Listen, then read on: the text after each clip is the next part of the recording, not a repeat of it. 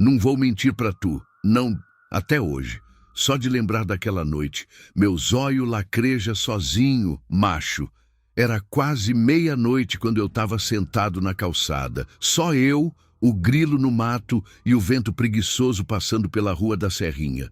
A lua cheia vinha redonda, grande, batendo certeira na casa abandonada de Dona Marluce, aquela mesma que o povo diz que o chupa-cabra adotou para morar. Visse?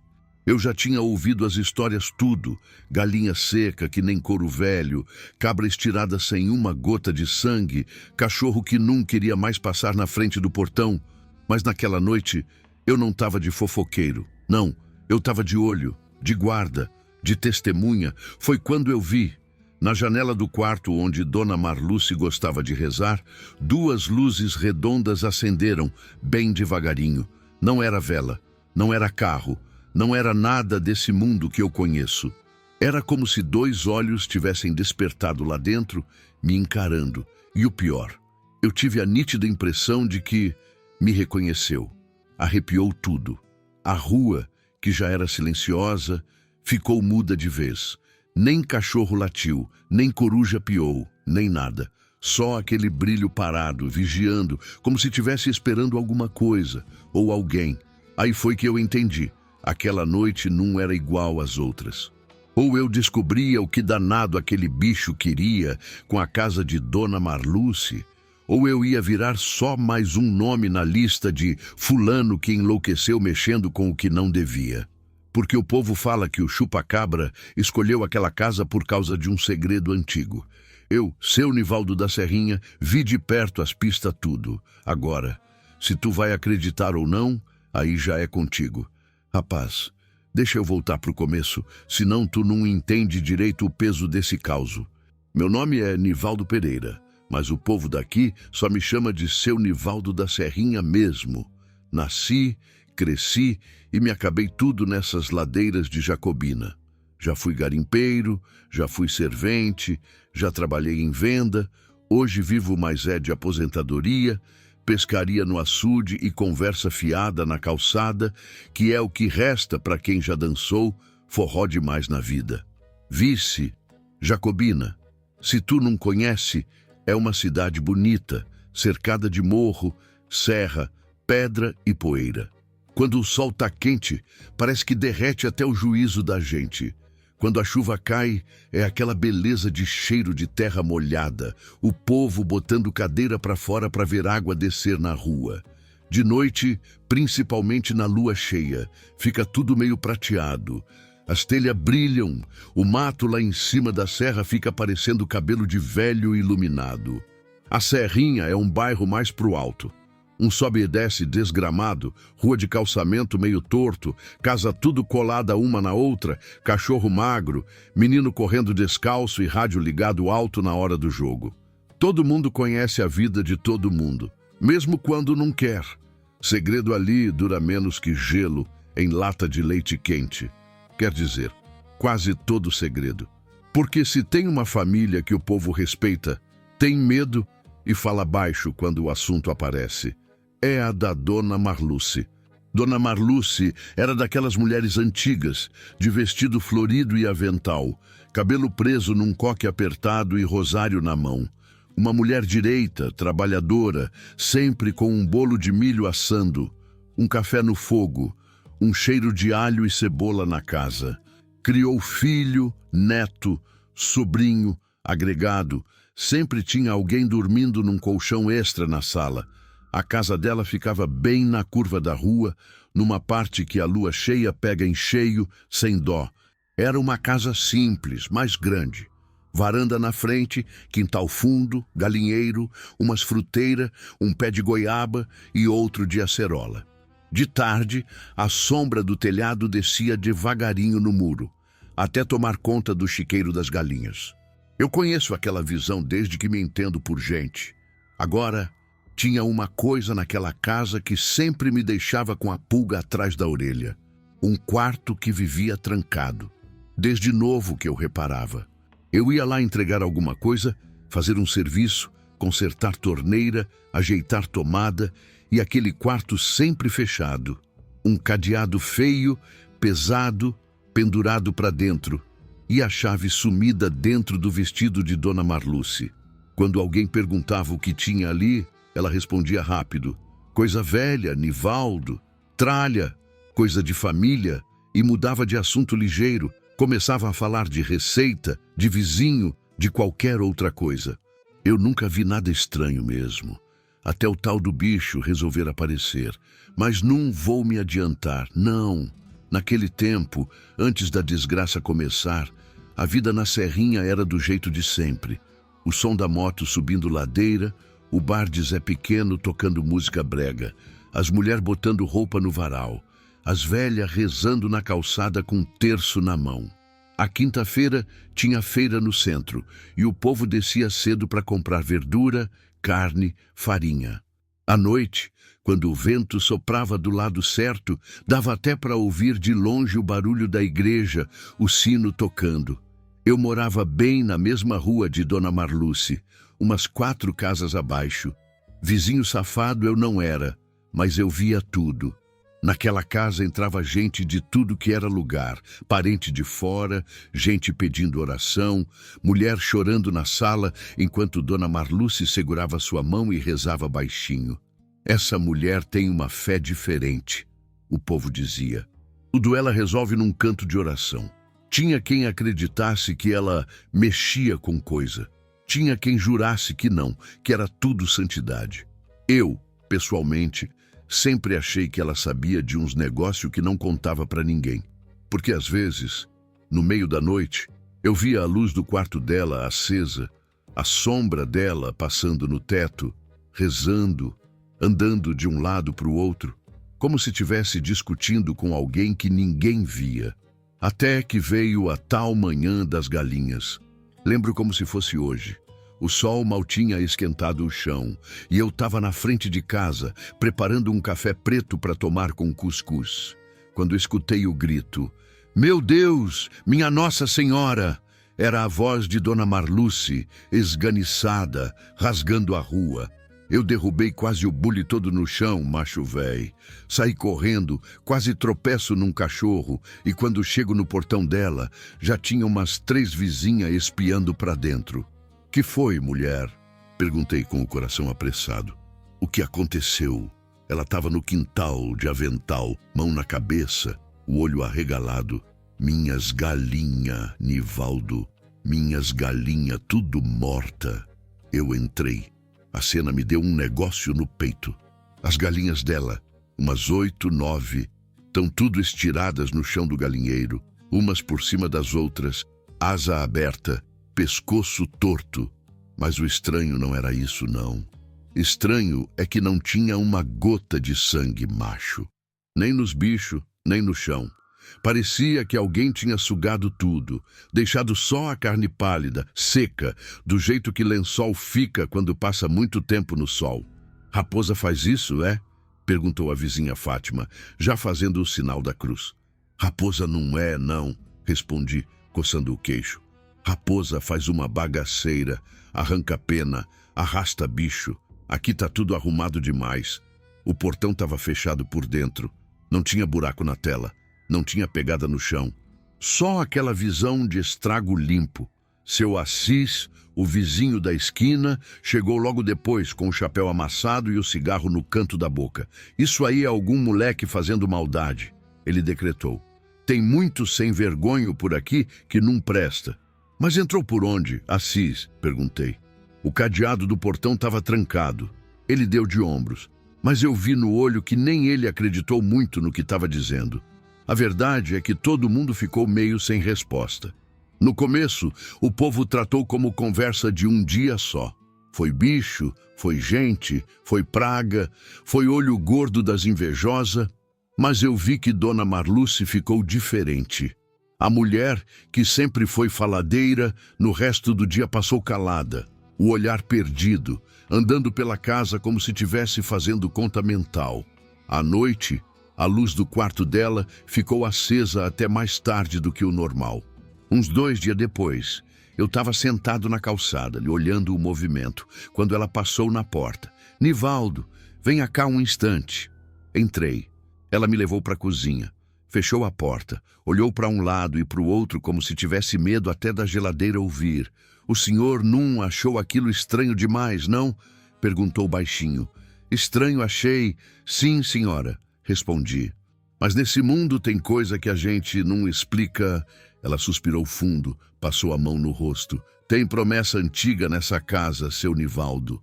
Promessa que não foi bem paga, nem bem quebrada. E quando coisa fica no meio do caminho, o mal acha brecha. Eu senti um frio nas costas. Que promessa, dona Marluce? Ela balançou a cabeça, apertando os lábios. Coisa de família. Coisa que não é só minha para contar. E mudou o assunto.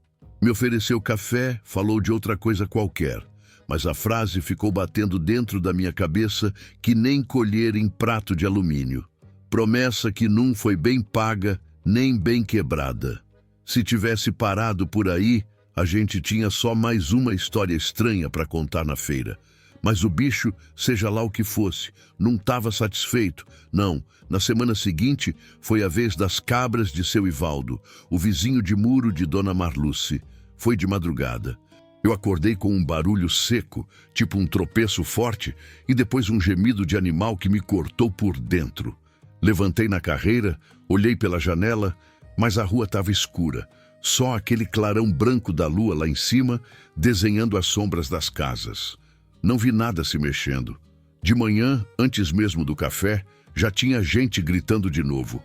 Mataram as cabras de Ivaldo. Desci. As cabras, 3 delas, estavam estiradas do mesmo jeito das galinhas.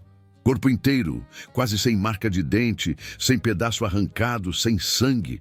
Uma gota ou outra no focinho e olhe lá, no chão, seco. Nem rastro de sangue escorrido, nem poça, nada. O estranho é que o portão do chiqueiro também estava trancado. Isso é coisa de gente, repetia seu Assis, empurrando a cerca para ver se tinha brecha. Só pode ser gente. Gente que passa por parede, é? Retrucou alguém atrás. Porque rastro não tem? Não. O comentário gerou um riso nervoso, mas ninguém estava achando graça. Eu reparei numa coisa que ninguém comentou. As cabras de Ivaldo ficavam encostadas no lado do muro de dona Marluce. Era como se o bicho, chamemos de bicho por enquanto, tivesse indo ali, sapeando aquela parte, rodeando aquela casa, como se a rua toda fosse só o caminho para chegar nela. Naquele dia, o clima na serrinha pesou. As mães não deixaram mais menino brincar na rua até tarde. Cachorro ficou mais preso.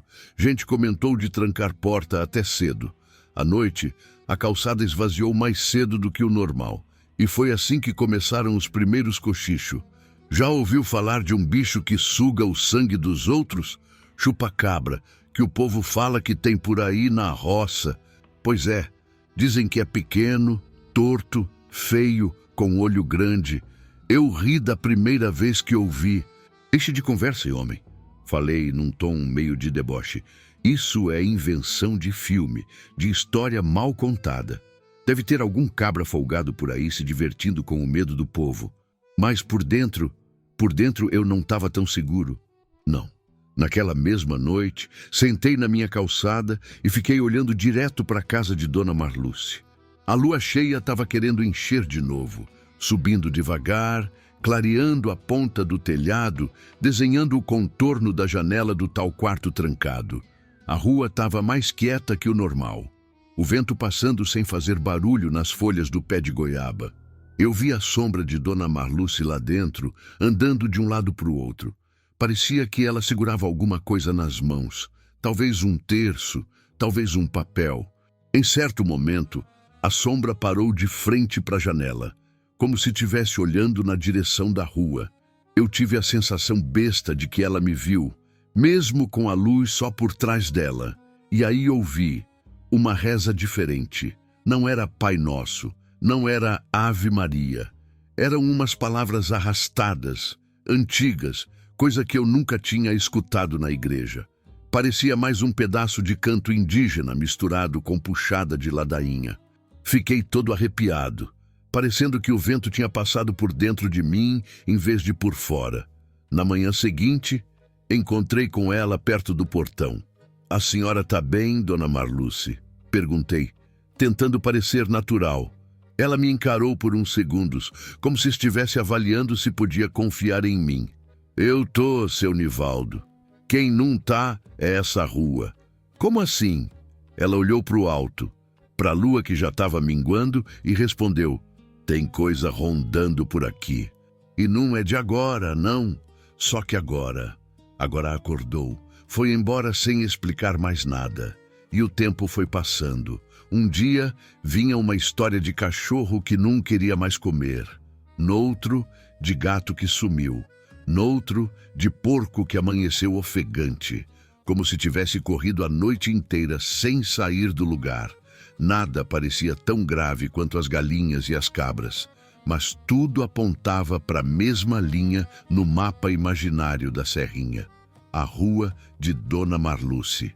Teve uma tarde, sentado no bar de Zé Pequeno, que eu ouvi dois sujeitos comentando. Eu soube que aquela casa ali já teve promessa com coisa de sangue. Sangue? Como assim? Coisa de parto difícil, benzedeira, troca, essas coisas. Dizem que um dos filhos de Marluce Num era para ter nascido e fizeram um trato aí que ninguém sabe com quem. Quando eu virei para perguntar direito, os dois já tinham mudado de assunto. E foi aí que eu percebi. Todo mundo sabia um pedaço da história, mas ninguém sabia o todo. Uns falavam de promessa, outros de herança, outros de briga de família, outros de reza estranha. E no meio desse quebra-cabeça torto, um monte de bicho amanhecendo seco, sem sangue, sem rastro, e tudo na vizinhança de uma casa só. Um dia, de tardezinha, eu estava varrendo a frente da minha casa quando vi algo que, na hora, achei que era só coisa de minha cabeça cansada. Um vulto pequeno passou correndo rente ao muro de Dona Marluce. Rente mesmo, como se tivesse grudado na sombra. Era mais baixo que um cachorro grande, mas não andava como bicho de quatro patas. Parecia trôpego, torto, como se tivesse os ossos tudo no lugar errado. Quando olhei mais firme, já não tinha nada, só o muro e o pé de acerola balançando de leve, como se alguém tivesse acabado de passar por ali. Vixe, sussurrei, sentindo a boca secar. Não sei não. Eu podia muito bem ter entrado, fechado a porta, esquecido, morrido sem contar para ninguém.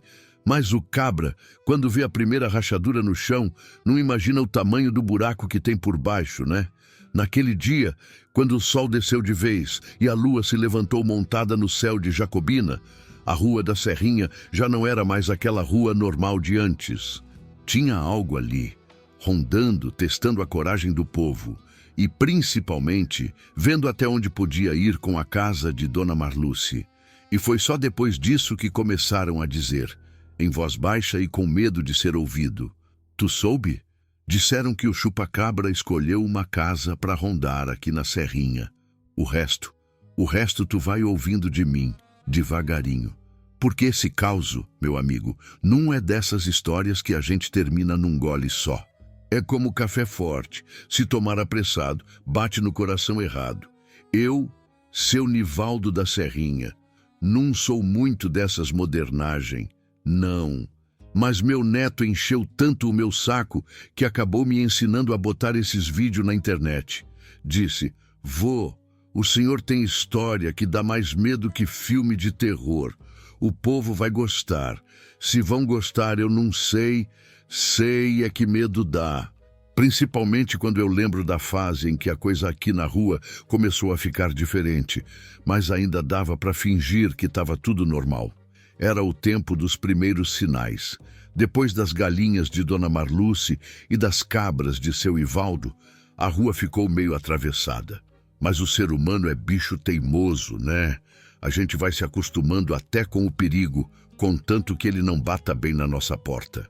O povo passou uns dias só comentando, rindo sem graça, dizendo que era maldade de alguém, praga ou coisa de chupa-cabra, com aquele tom de quem não acredita, mas gosta da novidade.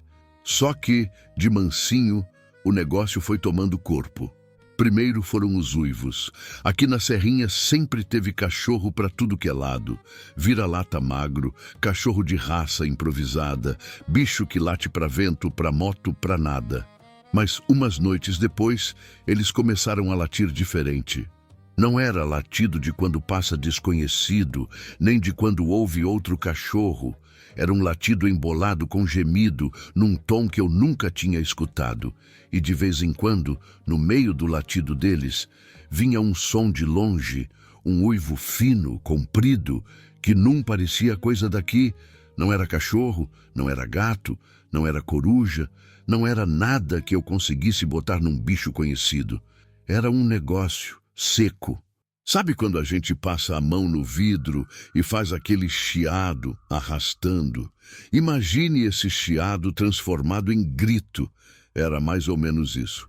A primeira vez que eu o ouvi foi perto da meia-noite. Eu estava na cama, virando de um lado para o outro, o ventilador fazendo barulho de hélice velha, quando os cachorros começaram uma latideira danada. Eu pensei, deve ter algum cabra bêbado passando na rua. Aí, de repente, os latidos foram cortados no meio. Silêncio. Um silêncio tão profundo que parecia que alguém tinha apertado um botão no mundo. Depois, lá de longe ou de perto, não sei dizer, veio aquele uivo, fininho, comprido, gelado. Eu congelei na cama. Não sei quanto tempo durou. Só sei que meu coração correu mais que ele. Quando o uivo acabou, os cachorros ficaram calados por um tempo, como se tivessem levado bronca. Depois começaram a choramingar baixinho, igual bicho com medo de apanhar. No outro dia, o assunto no mercadinho já era só esse. Tu ouviu aquele grito de noite? Oxente, pensei que era só aqui. Teve uma que jurou que era alma penada. Outro disse que era lobo, como se lobo andasse passeando em Jacobina, né, macho? Um mais abusado falou que devia ser aqueles bichos de filme americano, coiote, sei lá como fala. Eu fiquei mais calado, mas com a orelha em pé. Aí começaram as pegadas. Lembra daquele quintal de seu Ivaldo, onde as cabras foram encontradas secas, sem sangue? Pois bem, um dia, depois de uma noite mais ventosa, seu Ivaldo bateu lá em casa. Nivaldo, vá ali ver uma coisa comigo. Não quero ir só, não. Que foi agora, homem? Perguntei, já com o estômago revirando de pressentimento. Pegada. Umas marcas estranhas no terreiro. Fui. Chegando lá, vi o que ele estava falando. No barro meio úmido, tinham umas marcas fundas, como se fosse de mão, mas não de mão normal. Os dedos eram compridos demais, finos demais, 4 de um lado, um separado mais atrás, parecendo um polegar torto. Isso não é pé de gente, eu comentei, nem pata de bicho, pois não foi eu que fiz, não, respondeu ele. E as cabras tão raras que nem coragem de sair do canto tão tendo. As pegadas vinham de perto do muro de Dona Marluce, contornavam o quintal, chegavam perto do chiqueiro e paravam ali, sumindo do nada. Não era trilha longa, era só um pedaço, como se o bicho tivesse pulado de algum canto, arrastado a mão no chão e depois desaparecido de novo. Deve ser algum cabra que botou esse molde aí para assustar a gente, seu Assis decretou, quando apareceu para opinar. Um bocado de menino besta que não tem o que fazer. Ele falava isso, mas eu via nos olhos dele que nem ele estava acreditando na própria desculpa. Outra coisa esquisita começou a acontecer. Sumiços pequenos. Primeiro foi umas galinhas de outra vizinha, Dona Norma. Mas dessa vez não tinha corpo, não. As galinhas simplesmente sumiram. Não tinha pena espalhada, não tinha sangue, não tinha nada. Ela acordou, foi soltar o bicho, e o galinheiro estava vazio, a porta fechada. Depois foi um cachorro, o Totó de seu Jorge. O bicho vivia solto, mas todo dia voltava para dormir na mesma sombra. Um dia não voltou, no outro também não. Nunca mais apareceu. Fugiu com alguma cadela no cio, seu Jorge dizia, tentando brincar, mas a cara dele dizia outra coisa. E no meio disso tudo, adivinha que casa vivia no centro das histórias? A de Dona Marluce. Nem sempre o ataque era nela ou nos vizinhos de muro. Às vezes era mais longe, em outra rua, mais para baixo. Mas o povo comentava sempre: estranho que tudo isso começou depois daquele negócio lá nas galinhas de Marluce, né? Não, eu não gostava dessa linha de pensamento, não. Porque, se de um lado eu sabia que nada daquilo era culpa dela, do outro, eu não podia negar que tinha alguma coisa diferente naquela casa. Uma noite, eu estava na calçada, de cadeira encostada na parede, ouvindo o rádio baixinho, quando vi uma cena que até hoje eu não sei se vi certo ou se minha cabeça aumentou. Na frente da casa de Dona Marluce, bem do outro lado da rua, tem um poste de luz que vive queimando. A lâmpada queima, a prefeitura demora para trocar, depois acende de novo e assim vai. Nesse dia, a luz estava meio fraca, amarelada, morrendo. Eu estava olhando para lá, meio distraído, quando vi uma sombra pequena se projetar no muro dela. Pequena, mas torta. Não parecia gente em pé. Parecia que alguém estava meio curvado, uma perna num lugar, outra num canto, braço muito comprido. A sombra estava parada, virada de frente para o portão dela, como se estivesse olhando. Eu pisquei, e a luz do poste deu aquela piscada de morrer. A sombra se mexeu, como se tivesse virado o rosto na minha direção. Eu senti a mesma coisa que naquela noite do brilho na janela. A impressão besta de que aquilo tinha me reconhecido. Quando a lâmpada apagou de vez, não vi mais nada. No dia seguinte, fui lá falar com Dona Marluce. Encontrei ela na cozinha, mexendo numa panela de feijão. A senhora tem notado coisa estranha, além dos bichos? Perguntei, tentando não parecer completamente doido. Ela continuou mexendo a colher, sem olhar para mim. Coisa estranha tem demais, seu Nivaldo. A diferença é que agora o povo tá vendo. A senhora tá com medo, Marluce? Ela parou, encostou a colher, respirou fundo. Tô não. Quem mexe com promessa antiga não pode ter medo, mas tem uma coisa que me preocupa. O quê? Ela olhou para mim. O olho fundo, aquela ruga no canto que só aparece quando a pessoa está segurando choro ou raiva. Esse bicho, ele não tá só atrás de sangue, não. Ele tá procurando. Procurando o quê, mulher de Deus? Ela desviou o olhar. Eu ainda não sei se é quem ou o quê, mas é daqui, dessa casa, dessa família. Essa palavra família entrou em mim como espinho. Eu sabia que ali tinha história mal contada.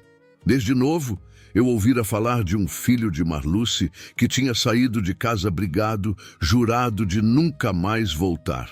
Diziam que ele se envolveu com coisa errada, fez dívida, mexeu com gente pesada. Outros diziam que ele era meio desacertado da cabeça. Uma versão mais antiga, que as velhas contavam baixinho, era mais pesada.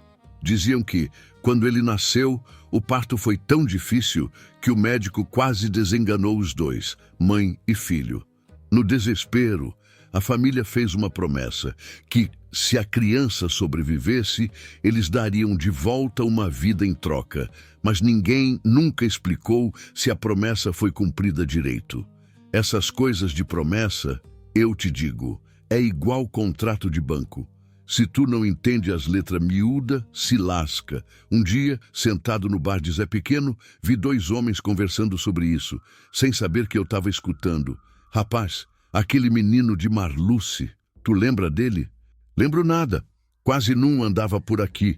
Dizem que foi estudar, outros dizem que foi fugir. Eu ouvi falar que ele voltou escondido um tempo atrás. Passou uns dias trancado naquele quarto dela. E tu acredita nessas conversinhas, é? Não sei. Só sei que o povo diz que, desde essa época, ela começou com umas rezas diferentes, indo menos na igreja e mais pro quarto fechado. Quando dei por mim, estava segurando o copo tão forte que quase quebrei o vidro. Que ligação podia ter entre um filho sumido, uma promessa antiga e um bicho sugador de sangue rondando a rua? Pra mente de gente normal, nenhuma. Pra mente de povo de interior, tudo. Foi nesse clima de mistério crescente que os mais novos tiveram a pior ideia, que no fim das contas virou a melhor que a história poderia ter: filmar o bicho. Meu neto chegou um dia, excitado. Vô, tão dizendo que o negócio aqui é chupa-cabra mesmo. A gente tem que gravar, postar, mostrar pro mundo. Tu tem juízo, menino? Quase gritei. Isso é coisa séria, não é brincadeira de internet, não. Mas justamente por isso, vô, se for real, o povo precisa ver. Se for alguém fingindo, a gente mostra também. E assim começou um plano meio besta, mas que foi tomando forma. Os rapazes do bairro, esses doidos que não têm medo nem de dívida, combinaram de fazer vigília com celular. Iam espalhar pela rua, cada um em frente a uma casa, filmando da janela, do telhado, de trás de muro. E eu não entro nessa loucura, não? Perguntei a mim mesmo, deitado na cama na noite da primeira vigília. Fiquei um tempo em dúvida. O instinto dizia, Nivaldo, deita e finge que não tá vendo nada. Mas a curiosidade, essa desgraçada, ficava cutucando. E se hoje aparece? E se hoje tu entende o que está acontecendo? No fim, venci a mim mesmo. Levantei, botei uma camisa velha, peguei o celular que meu neto tinha me emprestado para o canal e sentei na calçada, num canto que dava visão perfeita para a casa de Dona Marluce. A rua estava estranhamente iluminada. A lua cheia já tinha vindo de novo. Redonda, brilhando com aquele jeito que parece que está olhando para a terra, não para o céu. A luz batia no telhado, desenhava as rachaduras do muro, fazia a sombra da antena de TV parecer um bicho de braço aberto. Os meninos se movimentavam, cada um para o seu posto, rindo alto para disfarçar o medo. Se o bicho aparecer hoje, ele vai virar famoso, um falou. Só cuidado para ele não virar famoso comendo o teu pescoço, macho, outro respondeu. Eu tentei dar risada, mas minha garganta estava seca. Naquela noite, no entanto, o bicho não apareceu.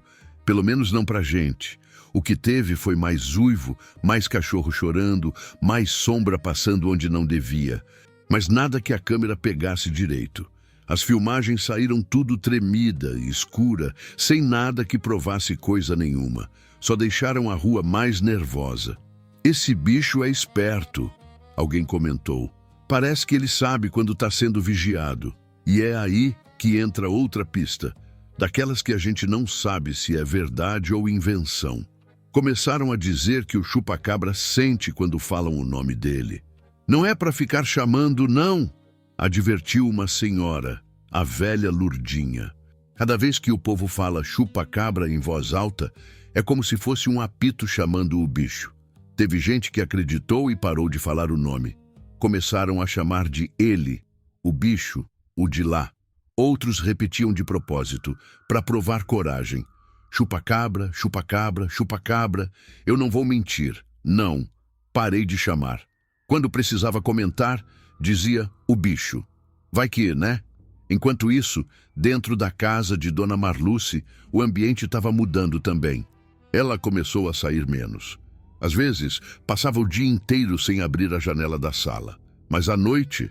à noite, a luz do quarto trancado tinha virado presença certa. E, algumas vezes, uma sombra extra parecia passar lá dentro, não só a dela. Um dia, tomando um café fraco na cozinha dela, eu tomei coragem. Marluce, e o seu menino? Ela gelou. Que menino? A senhora sabe de qual eu tô falando. Aquele que o povo diz que sumiu, foi embora. Ela ficou um tempo em silêncio, olhando para a xícara, a mão firme, mas o olho brilhando diferente. Tem coisa que a gente perde, ela disse, devagar. E tem coisa que a gente pensa que perdeu, mas na verdade só mudou de lugar. Ele já voltou aqui? Perguntei, sentindo minha própria voz ficar fina. Ela levantou o olhar. E pela primeira vez, eu vi um medo genuíno naquele rosto de mulher acostumada a enterrar problema. Tem noite, ela respondeu quase num sussurro, que eu sinto como se fosse ele me olhando da porta, mas quando eu abro o olho, não tem ninguém. Só o vento passando e uma sensação de que tem coisa faltando no mundo. Nessa hora, um barulho seco veio do telhado, como se algo tivesse caído ou pisado lá em cima.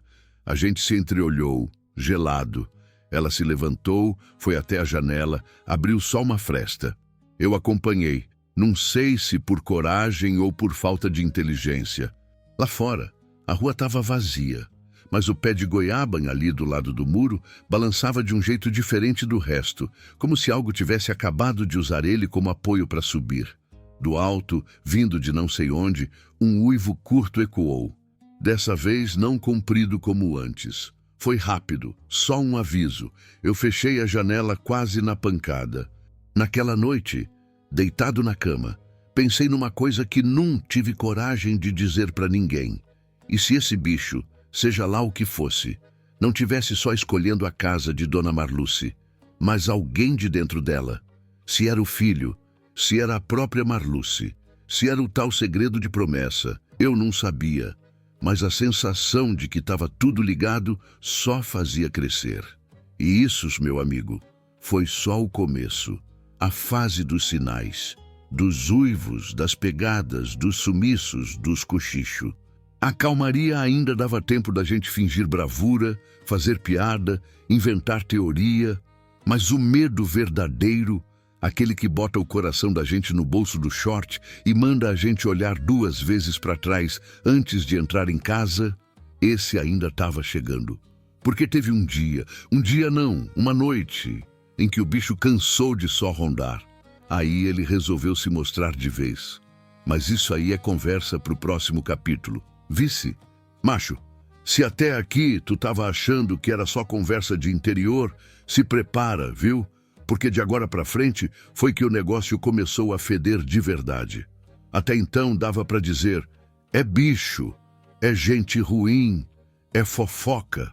Mas teve um dia, uma sequência de dias, na verdade, que a Serrinha virou outro lugar. E eu, seu Nivaldo da Serrinha, que vivia dizendo que isso era coisa da cabeça do povo, comecei a engolir minhas palavras uma por uma. Primeiro veio o medo manso, aquele que chega sem fazer barulho. O povo, que antes vivia com cadeira na calçada até 10, 11 da noite, começou a recolher mais cedo. Era 8 horas e já parecia meia-noite. As luzes da rua, que sempre foram poucas, pareciam mais fracas ainda. As casas, que antes ficavam com porta aberta, agora tinham chave, tranca, ferrolho, cadeira atrás da maçaneta. Tinha mãe que falava pro filho, já pra dentro, menino. A rua tá cheia de coisa ruim essa hora. O menino respondia, mas mainha, eu tô só aqui na frente. E é na frente que o bicho passa primeiro, abestado. Entra, os cachorros, que sempre foram os guardas da rua, não ajudavam mais em nada. Alguns estavam sumindo, outros estavam apavorados, enfiados debaixo de carro, de cama, de qualquer coisa. Bastava a noite descer que eles mudavam de comportamento. Teve uma vez que eu vi com esse zóio que a terra há de comer. O cachorro de seu Jorge. Um outro que ele arrumou depois do sumiço de Totó estava deitado no portão normalzinho. A lua começou a subir. O vento esfriou um tiquinho, a rua foi calando. De repente, o bicho levantou de um pulo, arrepiou o pelo todo, rosnando para a direção da casa de Dona Marluce. Eu estava sentado na calçada, vendo a cena. Que foi, atrevido, falei, quase sem voz. Ele rosnava baixo, mostrando os dentes pro nada. Aí, de uma hora para outra, o rosnado virou choro. Ele deu 2 passos para trás, enfiou o rabo entre as pernas e correu para dentro da casa, sumindo lá para a cozinha. Nunca mais vi ele dormir no portão depois desse dia. Aos poucos, a rua inteira passou a girar em torno de 2 coisas, o medo e a casa de Dona Marluce. Todo assunto terminava nela. Na feira, no botequim, na fila do posto de saúde, começou, foi tudo ali, não foi? Depois daquele negócio das galinhas, nada mais prestou. Eu disse que aquela promessa antiga não tinha sido quebrada direito. Só que ninguém sabia direito qual promessa era essa. Cada boca inventava um pedaço. Um dizia que, quando o filho de Marluce nasceu, prometeram entregar ele para o serviço de Deus. Mas não entregaram. Outro dizia que prometeram nunca deixar ele sair da cidade, e ele saiu. Outro já vinha com história de pacto, dessas que o povo adora enfeitar. Dizem que uma vez chamaram uma benzedeira de fora, dessas que mexe com coisa que nem padre entende. Eu, que conhecia Marluce há anos, não conseguia ver maldade nelas, não. Mas também não podia fingir que não via as coisas estranhas. Toda noite, rezas baixas, todo dia, olheira funda e aquele quarto trancado, sempre aquele quarto. Foi na época em que o medo estava só começando a tomar conta que aconteceu uma coisa que espalhou a fofoca de vez. Um homem apareceu ferido. Foi assim. Uma madrugada, lá para as 3 e pouco, o povo acordou com uma gritaria na parte baixa da rua. Eu levantei, abri a janela e vi gente correndo. Luz de lanterna, um carro com farol ligado. Desci a rua meio na carreira, tropeçando de chinelo. Na porta da casa de seu Raimundinho, tinha um cabra sentado no chão, a camisa toda rasgada, uns arranhão fundo no braço, no pescoço, o olho esbugalhado. Era Zezinho do Gás, o rapaz que entregava botijão na cidade. "O que foi isso, homem de Deus?" perguntei, chegando perto. Ele tremia, a voz falhando. "Um bicho, seu Nivaldo, um bicho." O povo se aproximou. Um segurava o braço dele, outro abanava com um pedaço de papelão, uma velha jogava água benta, outro já vinha com sal grosso. "Que bicho, Zezinho?" insistiu alguém. "Fale direito, macho." Era pequeno, mas não era cachorro. Num era gato. Os braços dele eram grandes demais. Ele pulou de cima do muro. "De qual muro?" perguntei, já sabendo a resposta. "De lá, da casa de Dona Marluce." Um arrepio correu pela turma. Eu vinha descendo a rua com a moto, que fui entregar gás num beco ali mais embaixo. Ele explicou, engolindo seco. Quando passei em frente à casa dela, senti uma coisa estranha, como se tivesse alguém me olhando. Aí, do alto do muro, esse bicho pulou em cima de mim. "E não te derrubou da moto, não?" perguntou seu Assísio, desconfiado. "Derrubou foi na hora. Eu caí, rolei no chão, senti os arranhão, o peso dele nas minhas costas, mas aí ele sumiu." Desce, "Sumiu como, hein, homem?" "Sumiu, não sei explicar, não senti ele levantar, não vi ele correr.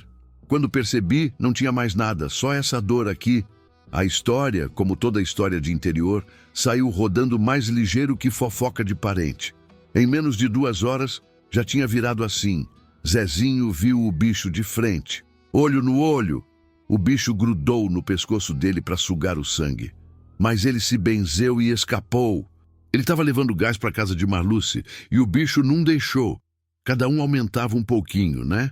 Mas o fato é que alguém, pela primeira vez, apareceu ferido dizendo que tinha sido atacado. E o ataque foi em frente à casa de Dona Marluce, não em qualquer outra esquina. Depois desse dia, o povo começou a riscar um mapa imaginário na cidade. Da casa de Marluce para cima, melhor nem subir de noite. Se subir, suba acompanhado. Melhor ir pela rua de trás, que é mais longe, mas é mais seguro.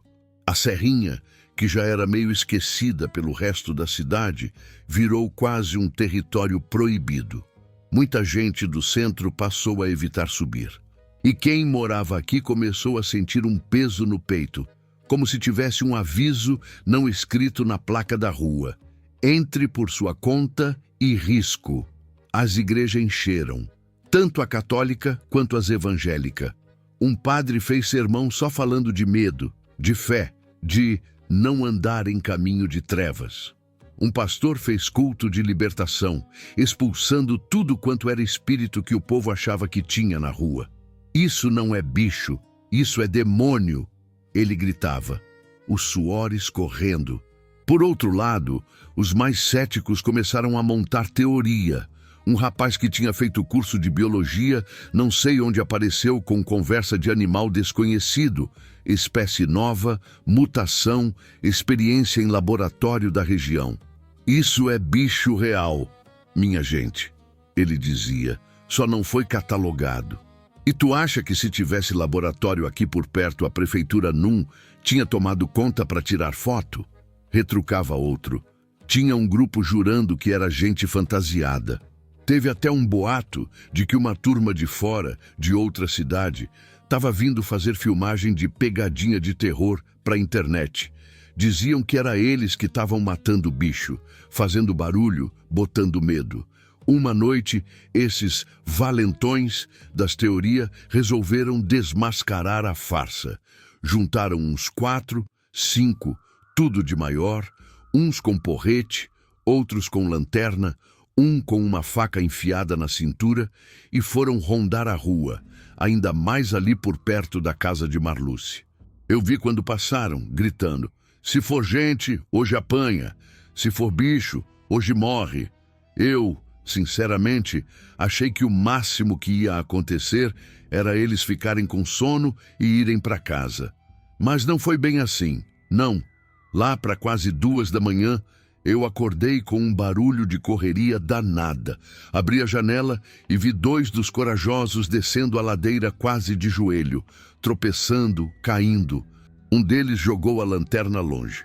O outro vinha só com metade do porrete, como se tivesse quebrado em alguma coisa. "Que foi, macho?" gritou alguém da casa de cima. "A gente viu! A gente viu!" Um deles choramingava. "A riégua! Não era máscara, não. No outro dia, claro, eu fui atrás para saber direito. Sentei com um deles na calçada, o rapaz ainda branco que só vela. Conte direito, homem, pedi. Não adianta só dizer eu vi. Não." Ele engoliu seco. A gente estava escondido atrás do carro de João das Pipoca, bem de frente para o muro de Dona Marluce. Ficamos lá um tempão, fazendo graça, falando alto, chamando. Aí a rua ficou muito parada, muito silenciosa, até o vento parou. Ele tremia só de lembrar. De repente, a gente escutou um barulho, tipo unha arranhando parede. Sabe aquelas telha velha quando alguém pisa por cima? Foi isso. Aí, quando a gente olhou para cima, tava o quê? Mã, perguntei, já sentindo minha espinha gelar. Tava uma coisa agarrada no canto do telhado, bem encostada na caixa d'água. Coisa como pequeno, mas os braços pareciam 2 varas compridas, a mão parecendo garra. Ele estava grudado, como se fosse lagartixa, mas torto. A cabeça meio de lado, olhando pra gente. O olho como? Grande, seu Nivaldo, grande e brilhando, mas não era brilho de bicho normal. Era tipo o reflexo de gato no escuro, mas mais forte. Era como se o brilho viesse de dentro dele. "E vocês fizeram o quê?" Eu congelei. Um dos meninos tentou apontar a lanterna, mas a mão tremia. Quando o feixe de luz bateu nele, não iluminou direito. Era como se a luz escorresse pelo corpo dele. Aí ele mexeu a cabeça devagar, tipo curioso. Pulou? Não pulou, não. Sumiu. Sumiu como, criatura? Sumiu. Não vi ele pular, não vi ele cair, não vi ele correr. De uma piscada para outra, ele não estava mais lá. Foi aí que eu corri. Ele estava tão convicto, tão assustado, que por mais que eu quisesse rir e dizer, "Oxe, tu não bebeu, não?" Alguma coisa em mim calou. A partir dessa noite, o medo deixou de ser só notícia ruim. Virou presença. Gente começou a trancar até o espelho, macho. Tinha mulher cobrindo janela com pano grosso para a lua não entrar. Tinha homem enchendo a casa de crucifixo, terço pendurado em puxador de porta. Teve vizinha que espalhou sal nos 4 cantos da casa, parecia temperando a rua. E no meio disso tudo, quem era o centro da fofoca? Adivinha? Dona Marluce. Teve gente que começou a evitar bater na porta dela. Outros, ao contrário, iam lá pedir oração, como se ela fosse uma espécie de escudo. Ela, coitada, parecia carregar o peso de tudo nas costas. Um dia, chegando da venda, eu vi ela sentada na cadeira da frente, olhando para o nada. Sentei do lado, sem falar nada. Ficamos um tempo assim, só ouvindo o vento, o barulho distante de uma moto, a reza de uma vizinha mais embaixo. Depois de um tempo, ela falou, Tá vendo essa rua, Nivaldo? Tô. Essa rua já viu muita coisa. Briga, romance, festa, morte. Mas eu não lembro de ter visto tanto medo junto, não. O povo tá assustado, Marluce. Não é pouca coisa que vem acontecendo. Ela suspirou. Medo é bicho que se alimenta dele mesmo. Quanto mais o povo fala, mais cresce. E o que é que a gente faz? Fica calado? Ela virou o rosto para mim, o olho cansado. A gente fala com quem deve, e não é com o povo, não. Entendi que ela estava falando de reza, de santos e dessas coisas, mas tinha alguma coisa no tom dela que me deixava inquieto. Era como se ela tivesse um alvo pro medo dela, um endereço certo. Ali, pela mesma época, uma fofoca mais pesada começou a correr. Diziam que tinham visto alguém entrando na casa dela de madrugada.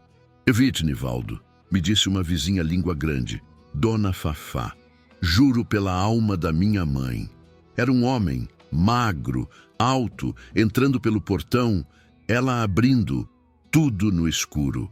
E como é que a senhora viu no escuro, Fafá? Perguntei, meio debochado. Porque a lua estava clara, criatura. Eu não sou cega, não. Reconheceu? Ela hesitou. Não deu para ver a cara, não. Mas a forma me lembrou alguém que eu já vi andando aqui antigamente. Não precisou ela dizer quem. Pela forma como ela falou, eu entendi que muita gente estava pensando no mesmo nome, o filho sumido de Marluce. E se for ele que está fazendo isso tudo? Alguém comentou outro dia no mercadinho. Vai que ele enlouqueceu. Ficou morando no mato, vivendo de sangue de bicho, sei lá. A riégua, deixe de besteira, homem. Outro retrucou. Nem todo problema tem solução em filme de terror, não. Mas a teoria se espalhou. E como é que não se espalha, se tudo girava em torno daquela casa? Ataque em frente ao portão, aparição no telhado, pegada perto do muro, som estranho vindo do lado de lá. E agora um homem misterioso entrando de madrugada. Eu, no meio disso, me sentia dividido no meio. Metade queria defender Marluce, outra metade começava a olhar para a casa dela com o mesmo estranhamento que todo mundo. O auge desse clima foi num dia em que a cidade inteira parecia ter acordado virada para a mesma direção. Era uma sexta-feira. De tarde, o céu ficou nublado, o calor pesado, aquele clima de chuva que não vinha. A rua estava meio vazia. Eu estava sentado na calçada, olhando para o nada, quando vi um carro da prefeitura subir a ladeira, seguido de uma caminhonete da polícia. E agora deu coisa, murmurei. Eles pararam em frente à casa de Dona Marluce. 2 policiais desceram, um homem de camisa social também, prancheta na mão, cara de autoridade. Bateram no portão. Marluce apareceu depois de uns segundos. Conversaram um tempo.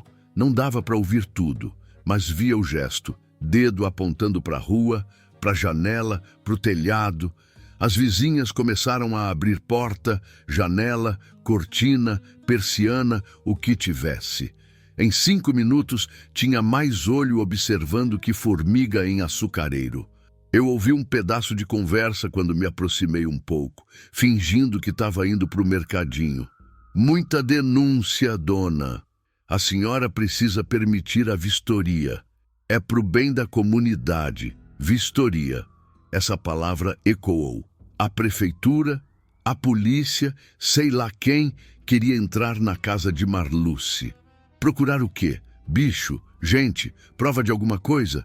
Ela respirou fundo, mexeu no avental, olhou para o chão, olhou para a porta, olhou para o carro, olhou para o céu. Pois entre, ela disse, por fim. Minha casa não tem nada escondido que Deus não veja. Quando eles entraram, foi como se a rua inteira prendesse a respiração. Ficamos todo mundo esperando alguma coisa. Grito, correria, tiro, sei lá. Mas não aconteceu nada disso. Depois de um tempo, os homens saíram. Um deles anotou alguma coisa, outro falou no rádio, outro coçou a cabeça. Um repórterzinho de site de notícia da cidade, que tinha aparecido não se sabe nem de onde, tirou uma foto de longe. No fim, carimbaram o caso como sem evidências concretas. Não tem nada lá dentro. Não. ouvi um policial dizer para outro. Pelo menos nada que a lei se meta. Só que de noite, enquanto o papel oficial dizia que não tinha nada, a rua inteira sentia que tinha. Nessa mesma noite, eu dormi mal.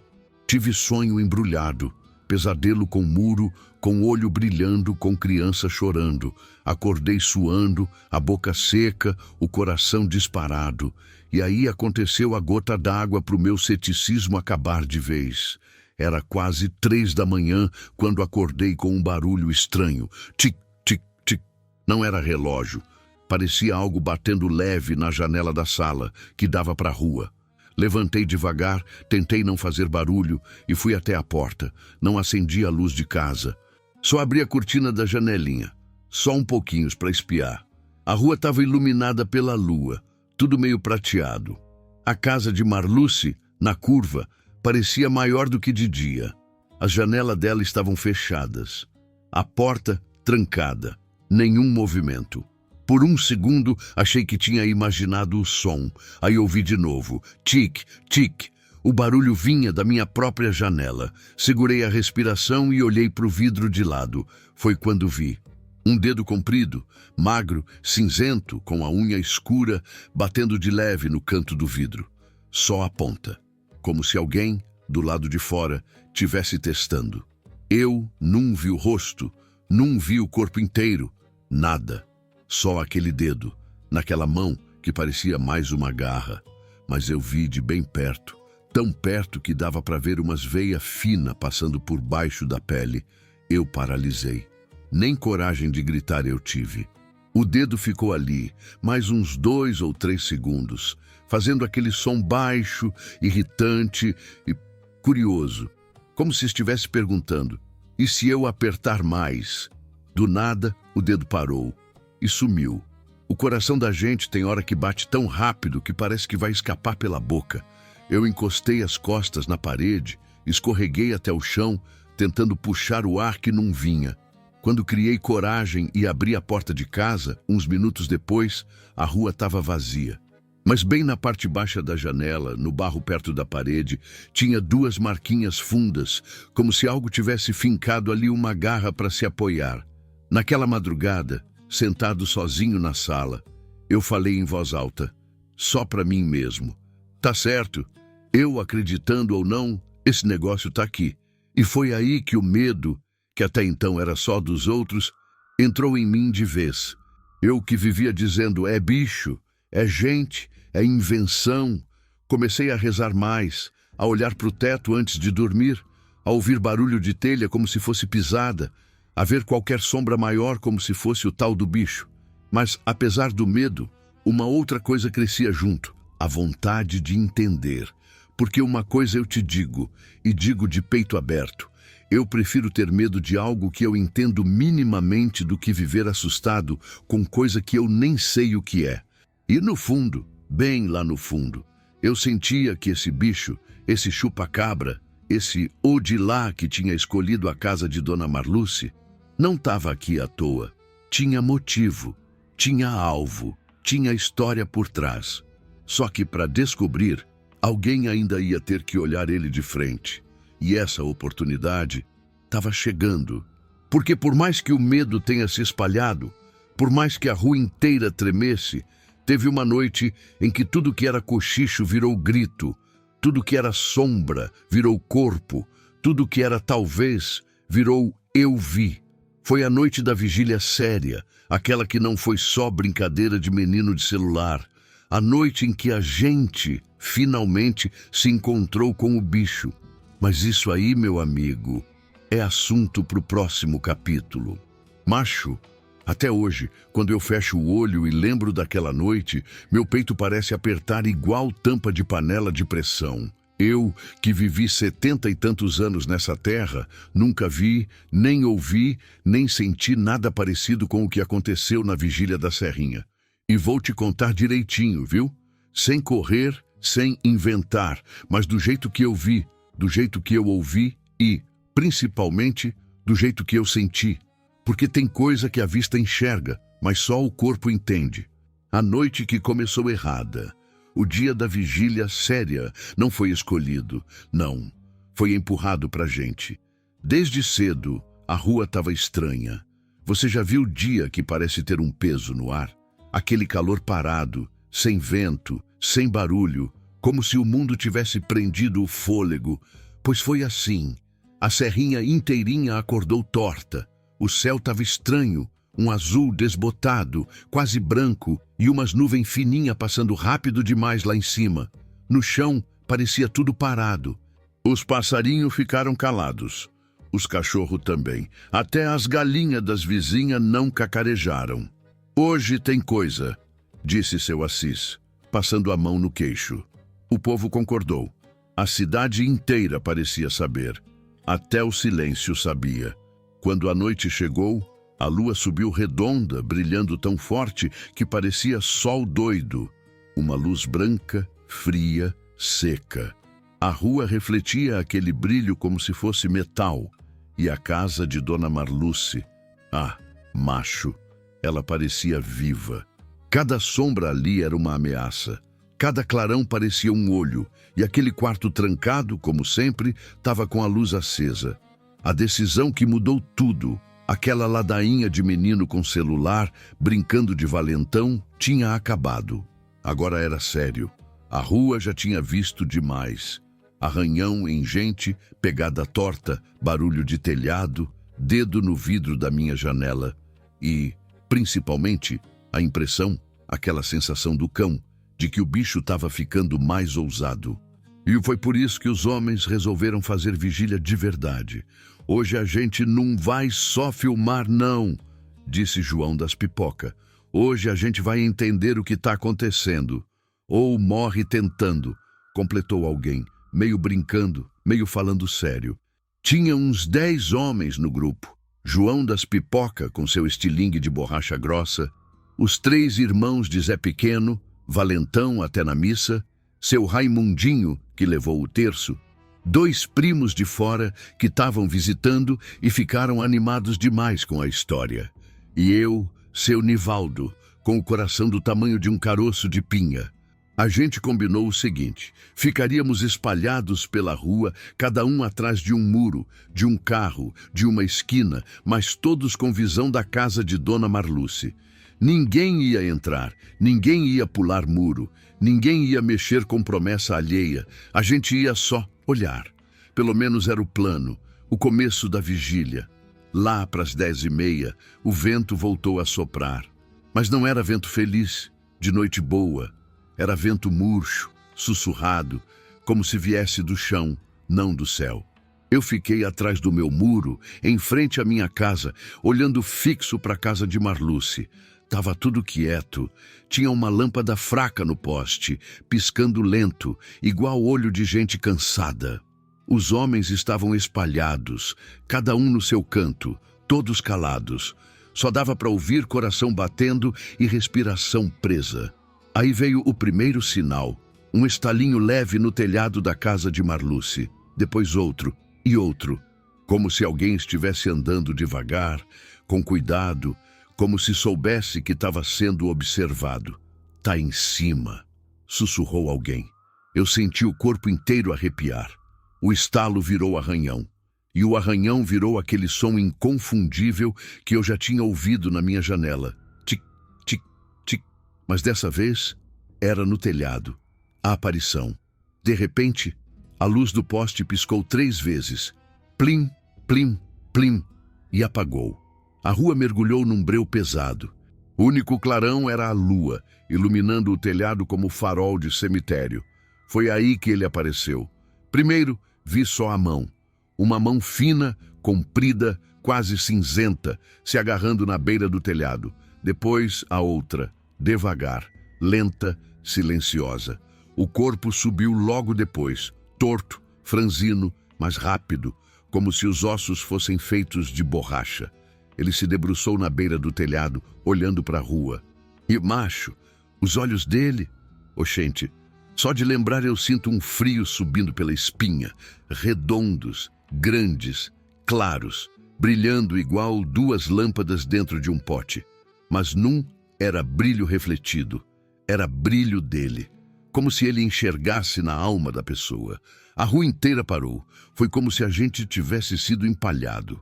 O bicho não se mexia, só olhava, quieto, respirando devagar, com o peito subindo e descendo de um jeito estranho, como se os pulmões tivessem no lugar errado. O ataque relâmpago. Um dos primos de fora, doido, corajoso e burro na mesma medida, cochichou alto demais. "Eu vou filmar!" Levantou o celular. A tela clareou, e foi aí que tudo deu errado. O bicho virou a cabeça tão rápido que fez um estalo, como madeira quebrando. Em menos de um segundo, ele pulou, mas não pulou para frente. Ele pulou para o lado. De um jeito torto, estranho, como se tivesse sido jogado pelo vento, caiu na parede do vizinho, escalando com a mão, não com o pé. Os homens reagiram, uns gritaram, outros correram, outros congelaram. Eu fiquei entre correr e vomitar. O bicho deu outro salto, vindo parar no muro de Zé Pequeno. E quando ele abriu a boca, não era boca de gente, nem de cachorro, nem de porco. Era uma boca estreita, comprida, cheia de dente fininho, tudo muito junto. Jesus! Não, alguém gritou. O grito foi a senha. O bicho avançou, mas não em cima da gente, nem no primo que filmava. Ele correu pelo muro, desceu, subiu de novo, sumiu atrás da caixa d'água e reapareceu no telhado da casa de Dona Marluce, como se estivesse dizendo: "Essa casa é minha rota, meu território, meu motivo." O momento que ninguém esqueceu. De repente, algo aconteceu dentro da casa. Uma luz tremulou no quarto trancado. Uma sombra passou lá dentro, rápida, como se alguém tivesse entrado. E o bicho olhou direto para aquela janela, direto, como se estivesse esperando aquilo. Foi aí que ele fez um som que nunca mais saiu dos meus pesadelos. Um grunhido fino, tremido, que começava baixo e subia, subia, subia, até virar um uivo rasgado. Foi som de bicho? Foi som de gente? Eu não sei. Eu só sei que quem ouviu nunca esquece. A rua inteira gelou. Um silêncio mortal caiu. E antes que qualquer um reagisse, o bicho pulou para dentro da casa de Dona Marluce, pela janela, pelo quarto trancado, sem quebrar vidro, sem fazer estardalhaço, como se tivesse atravessado o ar. Dona Marluce gritou lá de dentro, um grito curto, seco, que acabou do nada. "Entra, entra todo mundo!" gritou João das Pipoca. E aí virou caos. Gente correndo, gente rezando, gente tentando arrombar a porta de Dona Marluce, homem tropeçando, mulher aparecendo na janela, chorando, cachorro latindo desesperado, e a lua, lá em cima, brilhando feito olho de diabo. Eu fui o primeiro a chegar na porta dela. Ela estava trancada, travada, como se tivesse uma trava do lado de dentro. A gente empurrou, chutou, bateu. "Marluce, abre! Pelo amor de Deus, abre!" E quando finalmente a porta cedeu, a casa estava escura, muito escura, fria, silenciosa, silenciosa demais. A gente entrou com lanterna, tremendo. E o bicho não estava mais lá. Sumiu, igual sumiu das outras vezes, mas deixou uma coisa, uma única pista, que mudaria tudo. No chão do quarto trancado tinha, caída no canto, uma camisa masculina velha, suja, rasgada e com um símbolozinho bordado no bolso. L. M. As iniciais do filho desaparecido de Dona Marluce. A turma ficou branca. Eu também. Marluce, pálida, só disse uma frase. Eu sabia que ele ia voltar. E desabou. O fim da noite e o começo do verdadeiro medo. A rua virou um pandemônio. Uns achavam que o bicho era o filho. Outros achavam que ele protegia o filho. Outros achavam que o filho chamava ele. Tinha gente dizendo que o menino estava vivo. Outros que estava morto. Outros que estava entre um estado e outro. Eu só sabia que a história agora tinha um rosto humano, ou quase humano, e que pela primeira vez eu vi o medo não como coisa de imaginação, mas como coisa viva, coisa que anda, pula, Uiva, observa, entra pela janela e escolhe uma casa, a casa de Dona Marluce. Aquela noite não acabou, ela só mudou de forma e deixou o gosto amargo do que ainda estava por vir. Porque um bicho é só um bicho, mas um bicho com motivo. Oxente, isso é outra conversa. E foi nessa madrugada que eu entendi.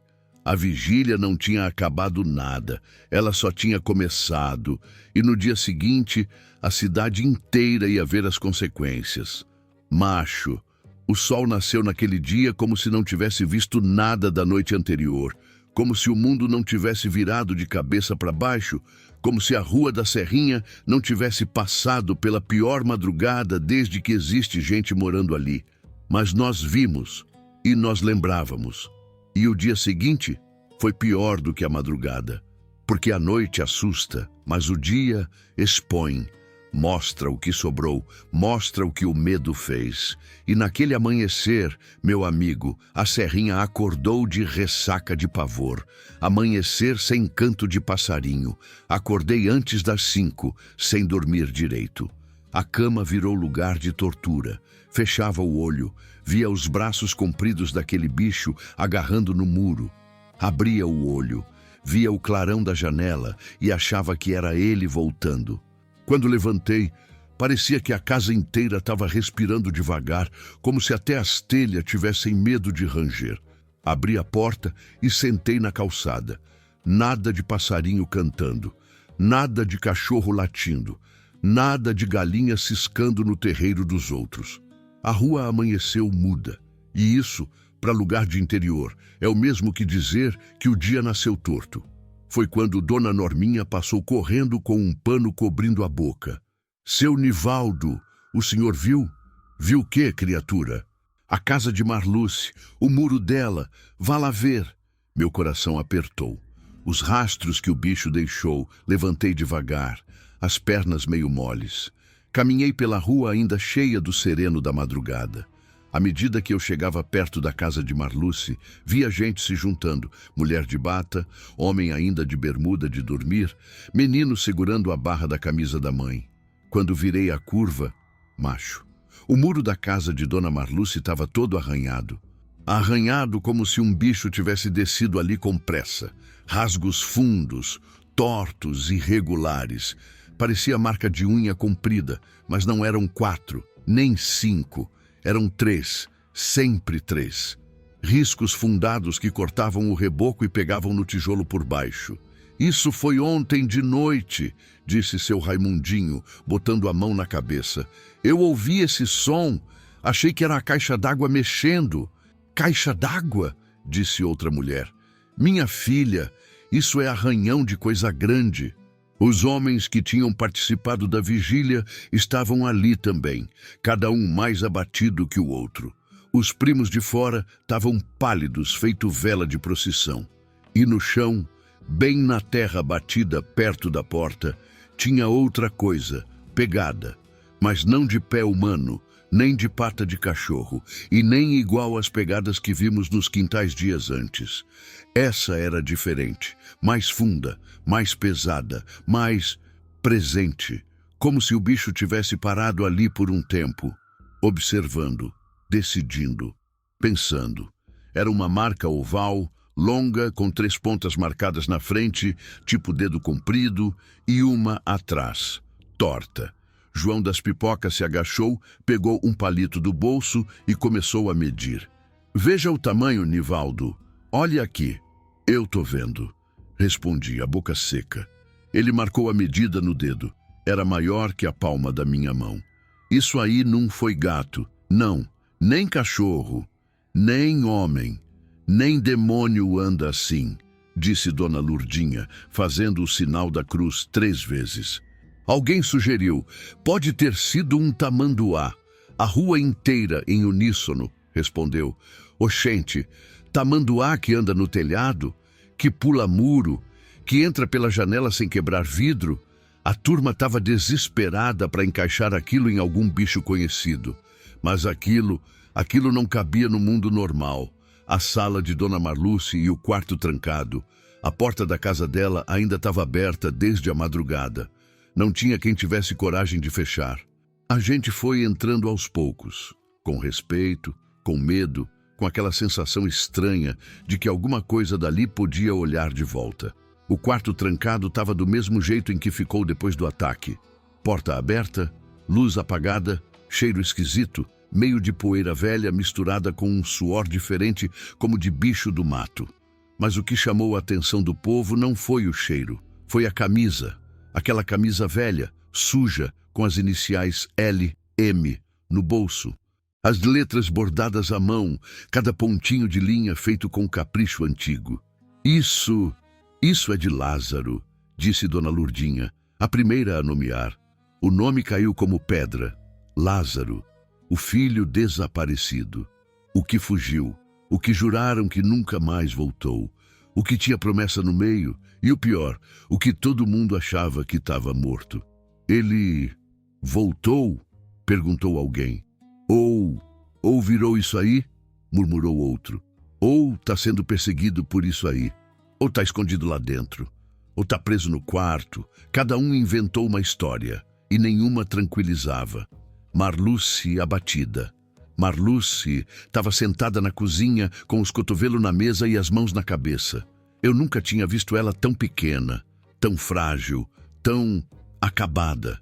Cheguei devagar. Marluce, não me pergunte. Ela disse antes mesmo de eu abrir a boca. Eu não sei mais se eu entendo, Nivaldo. Mas o que foi aquilo ontem? Ela fechou os olhos, respirou fundo e falou com a voz embargada. Ele voltou. Ele quem? Meu menino. Mas aquele bicho, não fale dele, não fale dele. Ela pediu tremendo. O nome chama. Você acha que aquilo tem ligação com Lázaro? Acho não, eu sei. E aí ela disse uma frase que gelou até o fundo da minha coluna. O bicho não entrou na minha casa à toa. Ele veio buscar quem devia estar aqui. A voz dela saiu tão cansada que parecia ter séculos. Eu ia perguntar mais, mas ela levantou a mão, mandando eu calar. Ali eu entendi. Ela sabia mais do que dizia. Talvez sabia até demais. A notícia se espalha pela cidade. Bastou o sol subir um pouco que já tinha gente subindo a serrinha para ver os arranhão no muro. A notícia correu mais rápido que fofoca de casamento.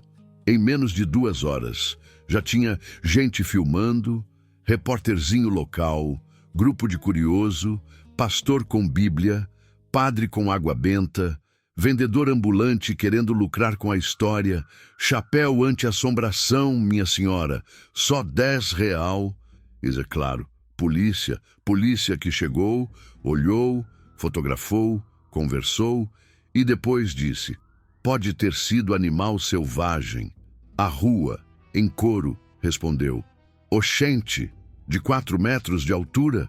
O policial fingiu que não ouviu, anotou qualquer coisa e foi embora. As teorias começam a crescer. Aquele dia virou feira de ideias. Cada canto tinha uma versão do que estava acontecendo. 1. O filho amaldiçoado. Teoria favorita das velhas. Lázaro fez promessa torta quando nasceu. A família não pagou. O bicho é a cobrança. 2. O filho virou o próprio bicho, teoria dos medrosos. Ele sumiu, fez coisa errada, mexeu com o que não devia, virou aquilo. 3. O bicho protege Lázaro, teoria dos românticos de terror. Lázaro voltou ferido. O bicho protege ele. Ele está escondido em algum canto da casa. 4. O bicho quer Lázaro morto. Teoria dos mais religiosos. Isso é coisa ruim atrás de alma de alguém. 5. O bicho foi atraído por promessa mal paga, teoria dos sábios. Promessa não cumprida é igual lixeira aberta. Atrai tudo que presta e o que não presta. E no meio disso, as pistas verdadeiras e as falsas começaram a se misturar tanto que ninguém sabia mais onde era começo, onde era fim e onde era invenção. A pista mais estranha de todas, lá pelas 3 da tarde, quando a rua já estava cheia de gente e o sol batia forte no muro arranhado, um menino, o filho de Dona Norma, começou a gritar, Mãe! Mãe! Tem coisa aqui atrás! Todo mundo correu. Era atrás do galinheiro, um canto de sombra. Quase ninguém mexe ali. E o que tinha lá? Um pedaço de pano, rasgado, preso no arame do muro. Um tecido marrom, grosso, que parecia ter sido agarrado por algo com força. Do jeito que estava preso, parecia que o bicho tinha passado por ali, ou alguém perseguindo o bicho. Quando puxaram o pano, caiu no chão um objeto pequeno, enrolado nele. Parecia um chaveiro, ou uma medalha, ou um amuleto. Quando desenrolaram, meu estômago virou. Era um pingente bem velho, com o nome Lázaro gravado atrás. E na frente, um símbolo estranho. Parecia um círculo com 3 riscos no meio. Exatamente 3. Os mesmos 3 riscos dos arranhões do muro. A rua inteira gelou. Isso estava onde? Quem botou isso aqui? Isso veio de dentro da casa? Ou o bicho derrubou? Ninguém sabia. Mas uma coisa era certa: Lázaro, vivo, morto ou transformado, estava no centro daquilo tudo. E então o medo muda de forma. O dia foi passando, mas o medo não passou. Pelo contrário, ele só mudou de lugar. Antes, o povo tinha medo do bicho. Agora, o povo tinha medo de quem sabia demais. Medo de Marluce, medo de Lázaro, medo da promessa, medo da noite que vinha chegando de novo. Porque todo mundo sabia que quando a lua subisse mais uma vez, o bicho ia voltar, e ninguém sabia se ele vinha buscar Lázaro ou outra pessoa. E tem mais. No final da tarde, Marluce falou comigo algo que até hoje eu não digeri. Ele não vai parar, Nivaldo. Quem? Nenhum, nem outro. Como assim um e outro? O bicho e meu menino. Ela olhou para casa com um olhar de quem já viu a história acabar antes dos outros. Hoje de noite, Nivaldo, alguma coisa vai acontecer. O anoitecer mais tenso da história de Jacobina. Quando o sol se escondeu atrás da serra, todo mundo correu para dentro de casa. A rua ficou tão deserta que parecia cidade fantasma. E eu, seu Nivaldo, sentei na calçada. Porque se tem uma coisa que eu não ia fazer naquela noite, era virar as costas para o mistério. Eu precisava saber, precisava ver, precisava entender. E eu tinha a sensação, aquela sensação ruim que a gente tenta ignorar, mas ela não vai embora, de que algo grande, muito grande, ia acontecer antes da meia-noite. E aconteceu. Mas isso, meu amigo, é conversa para o próximo capítulo. Macho, eu digo sempre, tem noite que passa, tem noite que pesa, mas tem umas que nunca vão embora. Elas ficam ali, quietas, guardadas em algum canto da mente, esperando qualquer silêncio para voltar. Aquela última noite, a noite em que tudo se juntou. O bicho, a promessa, a casa, Dona Marluce, Lázaro, foi dessas. Uma noite pesada, funda, que se instalou no meu peito como se fosse moradora. E até hoje, quando eu fecho os olhos, ela respira dentro de mim. Vou te contar direitinho, macho. Respira fundo, porque essa parte não é só de assombro, senão é de verdade também. E verdade, às vezes, dá mais medo do que qualquer criatura. A noite caiu diferente.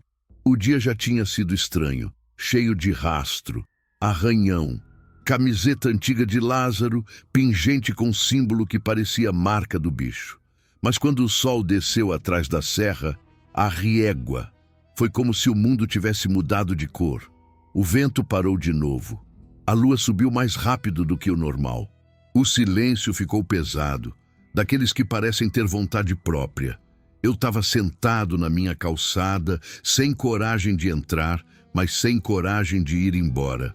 Um cigarro apagado entre os dedos, a boca seca, o coração batendo no ritmo da rua inteira. Daqui e dali, janelas fechadas, porta trancada, as vozes cochichando dentro das casas, e a casa de Dona Marluce. Oxente, aquela casa parecia que estava esperando, não sei explicar. Era como se ela tivesse viva, respirando com medo e com esperança ao mesmo tempo. A luz do quarto trancado não estava acesa, mas a escuridão ali dentro parecia mais escura do que o resto da rua. Um sinal.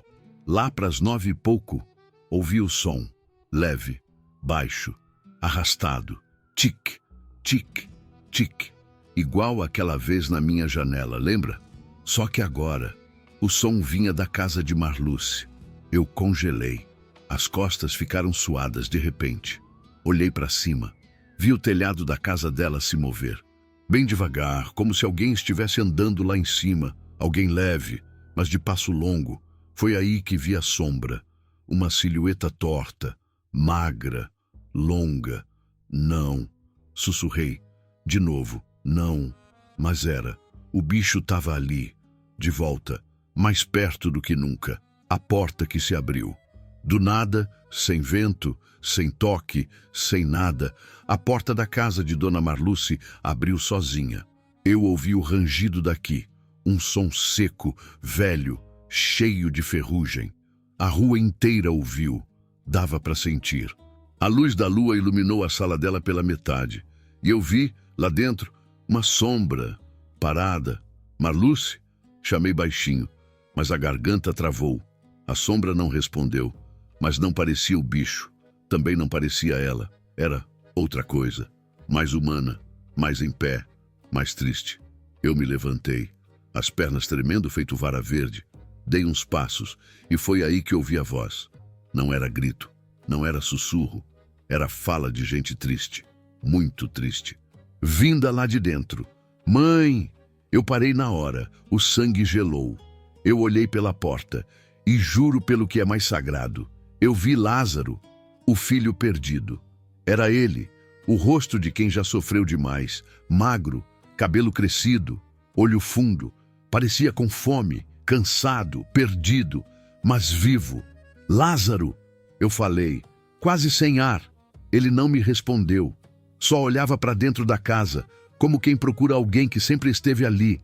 Foi então que Marluce apareceu atrás dele, saindo do quarto trancado, com o rosário na mão, com o cabelo solto, com a cara lavada de lágrimas. Meu filho, ela disse baixinho, e ele olhou para ela como menino olha para a mãe quando tem medo do escuro. Mãe, ele veio atrás de mim. A rua inteira ouviu. Ouviu porque quando ele falou isso, o telhado atrás dele tremeu. O bicho chega. O som foi rápido, um arranhão, um salto, um estalo de telha quebrando. E então ele apareceu. O bicho, o chupa-cabra, o de lá. Mas daquela vez parecia maior, como se tivesse se alimentado mais, ou como se tivesse ficado mais furioso. Ele desceu do telhado quase deslizando, se agarrou no beiral e caiu na frente da porta de Marluce. A rua inteira ouviu o baque, as luzes das casas tremularam, os cachorros choraram, as plantas balançaram sem vento, e então ele fez o som, aquele som que eu nunca vou esquecer. O mesmo som que ele fez na noite da vigília, mas agora mais fundo, mais grave, mais direcionado.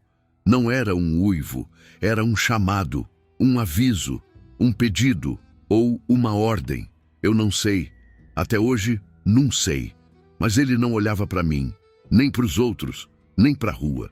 Ele olhava para Lázaro, direto, fixo, feroz. A revelação sem resposta. Lázaro deu um passo para trás. Marluce segurou ele pelo braço. Não, ela murmurou.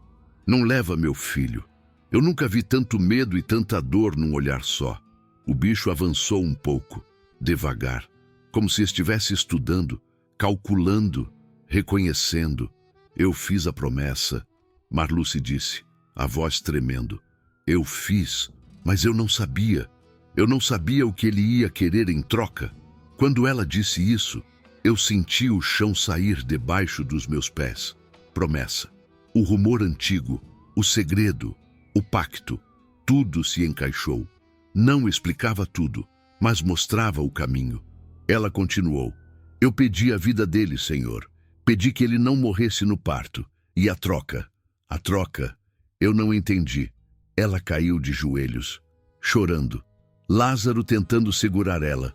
O bicho inclinou a cabeça, como se entendesse, como se reconhecesse a dívida ou o direito, o momento que mudou tudo.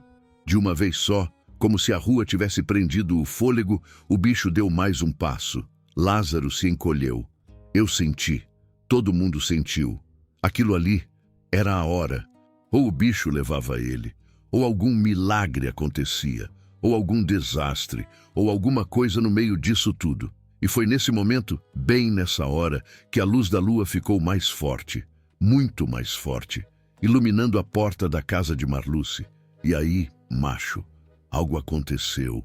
Algo que eu tento explicar até hoje e não consigo. Lázaro começou a brilhar, de leve, de dentro para fora. Não era luz de lanterna, não era reflexo. Era como se tivesse alguma coisa nele chamando resposta, chamando o bicho, chamando a dívida. O bicho olhou, aproximou a cabeça e fez um som, não de ataque, mas de reconhecimento, como se dissesse, é você. Lázaro caiu de joelhos. Marluce gritou. A rua desabou em reza. E então, o bicho tocou a testa de Lázaro com a mão. Aquela mão comprida, fina, torta, bem de leve. Foi rápido, silencioso, inimaginável. E no segundo seguinte, ele pulou para trás. Subiu no muro, devagar, olhou para a gente, olhou para Marluce, olhou para Lázaro e sumiu como sempre sumia. Sem rastro, sem barulho, sem direção. Só não estava mais ali. Depois do bicho, Lázaro caiu para o lado, desmaiado, respirava, vivo, mas apagado. Marluce abraçava ele e chorava tão fundo que doía na gente. E eu fiquei parado, sem piscar, sem coragem de entrar, sem coragem de sair. Todo mundo ficou assim, sem fala, sem reação, sem explicação.